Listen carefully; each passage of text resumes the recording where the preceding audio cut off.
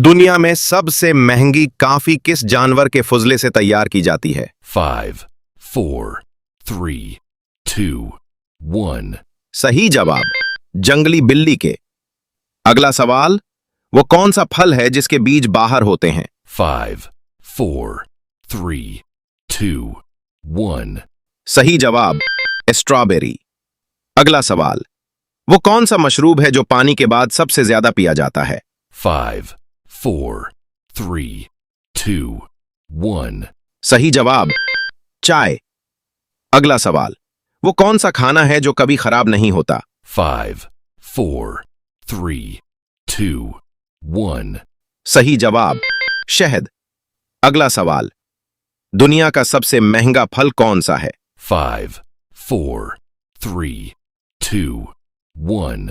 अपनी जहानत का इस्तेमाल करते हुए इस सवाल का जवाब कमेंट सेक्शन में दें।